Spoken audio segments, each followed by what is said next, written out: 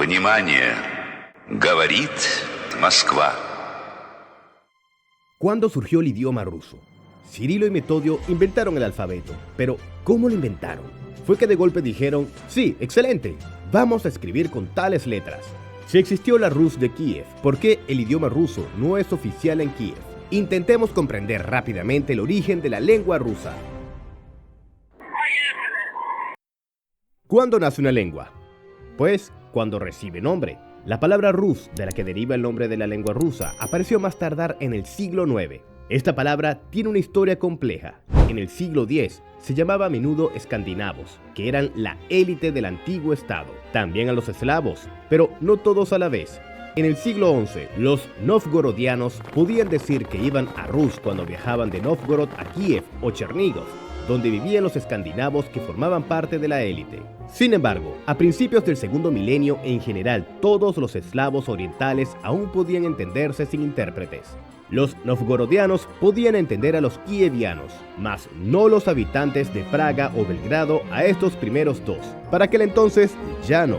La lengua rusa es entonces un gran grupo de dialectos de todos los eslavos orientales. Ahora los científicos tienden a llamar a la lengua rusa de entonces como la lengua eslava oriental. Pero eso no es todo. Muchos habitantes de Rusia tienden ahora a llamarla ruso antiguo. Al fin y al cabo, sus descendientes iguales son el ucraniano, el bielorruso y el ruso propiamente dicho. Si hoy en día hay 3 idiomas eslavos orientales, significa que cada uno tenía su propio nombre. En el pasado, los 3 se llamaban idioma ruso, pero en cierta etapa se separaron en 2, el idioma ruso oriental y occidental. El idioma ruso occidental fue el idioma incluso estatal del Gran Ducado de Lituania, que luego se unió a Polonia para formar la comunidad de las dos naciones, la Gran Rzeczpospolita. En la antigua Rusia ya existían muchas palabras que hoy en día se entienden, palabras como nieva, cielo o kalbasa, salchicha, pero aún no existían palabras tan familiares como vodka, sí o por ejemplo. La antigua gramática rusa era muy diferente de la actual y vemos sus restos en muchas expresiones. Curiosamente, el ruso de entonces no tenía sustantivos que empezaran por la letra A y tampoco había palabras rusas con la letra F. Todas esas palabras son prestadas. Ya en la época más antigua del ruso había muchas palabras que procedían de otras lenguas, por ejemplo, del germánico y del báltico, o del griego, relacionadas con la fe cristiana, pero también con la vida cotidiana, e incluso del latín vernáculo. Todo el mundo sabe que las letras que utiliza el ruso fueron inventadas por Cirilo y Metodio. Sin embargo, no todo el mundo sabe que ellos mismos no eran rusos. Nunca estuvieron en Rusia. Cirilo y Metodio eran 2 hermanos griegos de Bizancio que en el siglo IX decidieron traducir la Biblia para sus vecinos eslavos, y para ello necesitaban una lengua escrita. Los hermanos estudiaron qué sonidos tenían los eslavos y crearon letras para representarlos. Algo así como esto. ¿Qué? ¿No se parece al cirílico? Esto se debe a que Cirilo y Metodio no crearon el alfabeto ruso, sino la primera versión del alfabeto eslavo, el alfabeto glagolítico, derivado del alfabeto griego con elementos de los alfabetos copto y hebreo. Se usó solo los idiomas eslavos meridionales, como serbio, croata y búlgaro. Incluso fue usado durante la época medieval para escribir en secreto, incluso en Rusia. Actualmente se usa en nuestros tiempos en algunas iglesias croatas. Más tarde, cuando quedó claro que el nuevo alfabeto era demasiado complicado, se sustituyeron las letras para que se pareciera más al alfabeto griego. El nuevo alfabeto no fue creado directamente por Cirilo y Metodio, sino que fue desarrollado por sus seguidores y discípulos, quienes lo bautizaron en honor de Cirilo. Pero las letras por sí solas no bastaban. Se necesitaba una lengua que fuera comprensible para un lector eslavo, pero que al mismo tiempo pudiera reflejar la complejidad del texto bíblico. Cirilo y Metodio crearon esa lengua basándose en el dialecto eslavo que conocían desde la infancia. Por supuesto, no era el dialecto de la lejana antigua Rusia, sino la lengua de los eslavos del sur. El idioma para el que crearon el alfabeto se llama eslavo eclesiástico antiguo. El eslavo antiguo no es otro nombre para el ruso antiguo, es una lengua relacionada, pero diferente. Desempeñó un papel decisivo en la formación de la lengua rusa, porque se convirtió en una lengua que dio muchos préstamos al idioma ruso. Con el príncipe Vladimir se adoptó el cristianismo en Rusia y comenzó la enseñanza de la lengua de los libros sagrados. Y bajo Yaroslav el Sabio aparecen los primeros libros en las tierras eslavas orientales. A partir de este período, los eruditos suelen llamar a esta lengua eslavo eclesiástico. Este hombre culto tenía dos idiomas en la cabeza. Pensaba y hablaba en una lengua, su ruso natal, pero intentaba leer y escribir en otra lengua, el eslavo eclesiástico. Como no siempre entendía lo que escribía, lo hacía en diferentes idiomas. Por supuesto, no solo tenía que escribir sobre cuestiones de fe, también era necesario registrar acontecimientos para la historia, establecer leyes y mantener correspondencia entre unos y otros.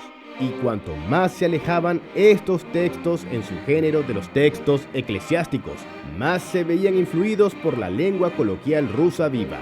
Vemos estas huellas sobre todo en las cartas de Cortés a Abedul, notas que hace 1000 años los eslavos orientales enviaban para prestarse dinero, compartir noticias importantes o declararse amor. Más o menos como hacemos en los chats y mensajeros modernos. El eslavo eclesiástico convivió con el ruso durante tanto tiempo que acabó ejerciendo una enorme influencia en él. En el siglo XIII, los tártaro-mongoles llegaron a Rusia. Sin embargo, incluso antes de ellos, la lengua tenía muchas palabras túrquicas y algunas mongolas. Incluso la palabra horda apareció en la lengua rusa antes de la llegada de la horda mongola.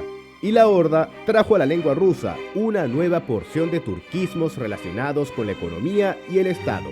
Por ejemplo, lápiz en ruso es karandash, pero esta no es una palabra rusa, sino túrquica. Se remonta al túrquico karadas, piedra negra, y al turco karatas, pizarra negra. Té en ruso es chai, nuevamente una palabra túrquica.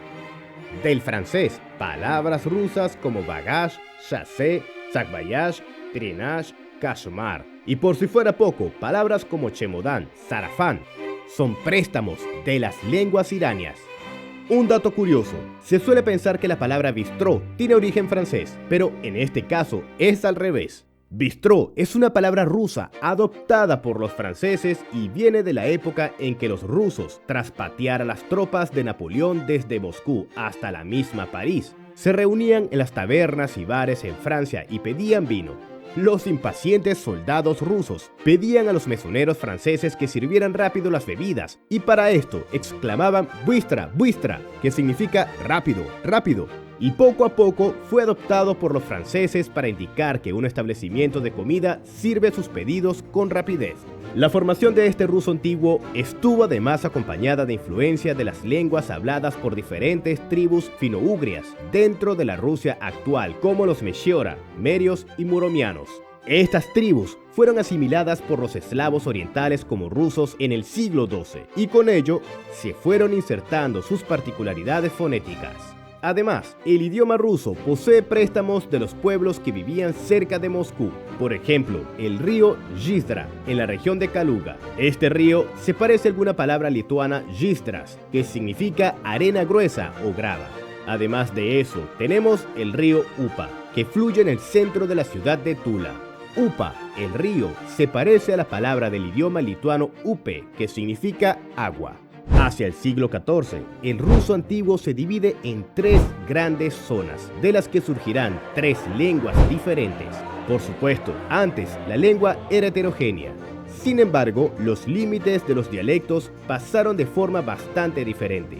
Tanto Kiev como Vladimir estaban en muchos aspectos más cerca lingüísticamente entre sí que Vladimir de Nóvgorod. Sin embargo, la historia siguió su propio camino. Parte de los eslavos orientales se encuentran en el territorio del Gran Ducado de Lituania. A lo largo de los límites políticos que los separan de la Rusia moscovita, existe también una frontera lingüística. A un lado de ella se forman las lenguas ucraniana y bielorrusa, y al otro, el ruso. La lengua rusa se formó a partir de 2 dialectos, el dialecto del noreste y el dialecto del noroeste, y con el tiempo, cada vez más rasgos antiguos abandonan la lengua rusa. desaparece el complejo sistema de tiempos verbales. En lugar de dos futuros y muchos pasados, uno cada uno. Desaparece el número dual, solo quedan el singular y el plural. Se deja de decir claramente todos los sonidos vocálicos. Por ejemplo, leche ya no se dice molocó, sino malacó. En el siglo XVII, Kiev es el centro de erudición y el legislador de la norma del eslavo eclesiástico. A través de Kiev, la cultura europea se importa a Rusia. Por ejemplo, las palabras polacas. El polaco se convierte en la lengua que los nobles ilustrados deben conocer, o como se llamarían a sí mismos, la alta burguesía.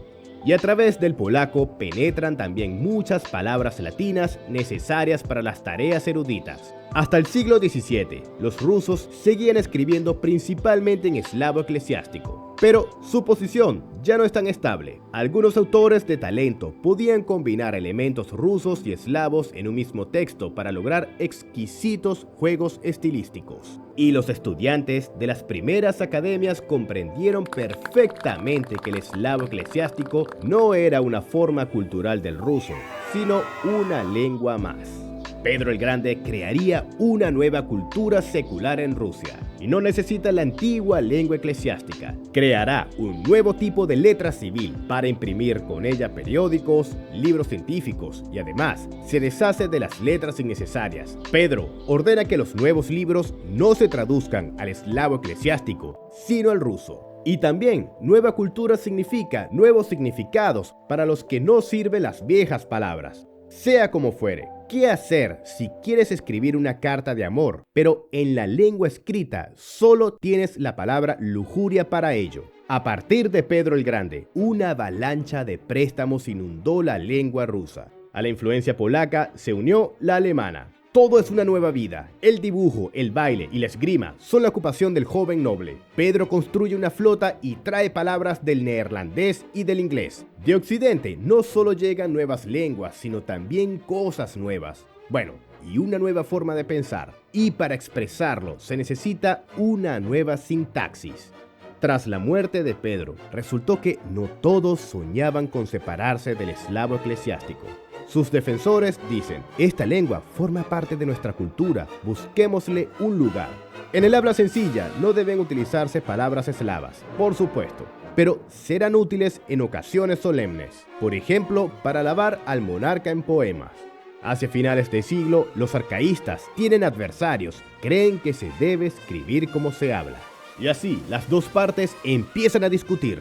Para los innovadores, el principal enemigo son las palabras eslavas. No las consideran solemnes, sino papeles. Para los arcaístas, el principal enemigo son los préstamos del francés. En esta disputa, todos y nadie ganaron. El flujo de préstamos extranjeros a la lengua rusa no se detuvo, y muchas palabras eslavas se adaptaron a nuevos significados. Antes, la palabra ángel, pasión y encanto solo tenían que ver con la religión. Ahora también tienen que ver con el amor. Pero gracias a los innovadores tenemos a Eugenio Oniegin y el lema ortodoxia, autocracia, nacionalidad. Y gracias a los arcaístas, las traducciones de la Biblia y la Ilíada. La era dorada del ruso. En la década de 1830 se alcanza el equilibrio perfecto en la prosa de Alexander Pushkin, el fundador de la literatura rusa moderna. Se trata de una lengua en la que es igualmente libre de escribir cuentos, artículos y hablar.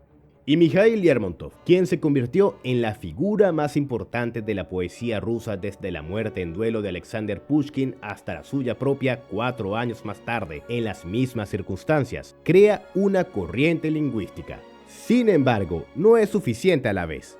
Luego, Nikolai Gogol hace su aporte y satura su lenguaje con palabras comunes, anticuadas y dialectales para representar por escrito el habla oral. Después, la prosa rusa seguirá dos grandes caminos, el de Lermontov y el de Gogol. El francés es la lengua de comunicación internacional desde el siglo XVIII y, por tanto, la lengua principal de la aristocracia.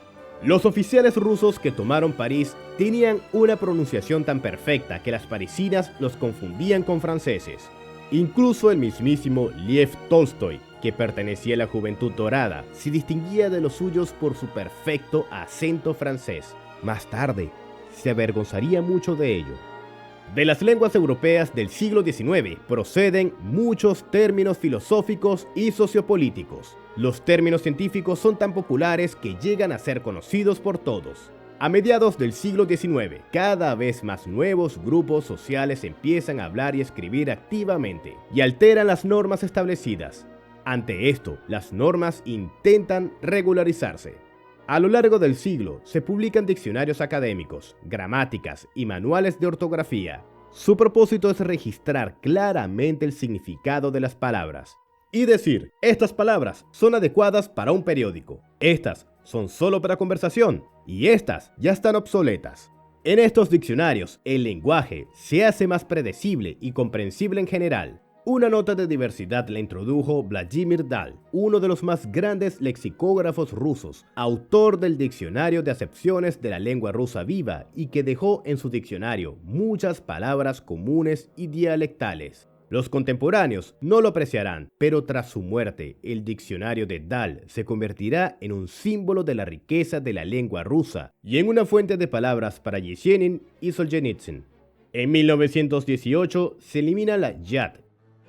Finalmente, la ortografía se unifica en 1956. Se publican los diccionarios de Ushakov y Oshikov y los manuales de Rosenthal. Esta es la misma norma a la que hay que orientarse. Y así se llega a lo que hoy conocemos como idioma ruso. Un idioma constituido por la rica mezcla de otros idiomas y que hoy sigue evolucionando involucrando palabras autóctonas de cada dialecto hablado en la Gran Rusia.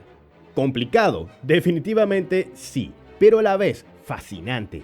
Y ya que llegaste hasta acá, significa que te ha gustado el video. Así que regálanos un me gusta, comenta, suscríbete al canal y comparte este video con algún amante de los idiomas. Todo lo interesante en este mundo tiene su origen.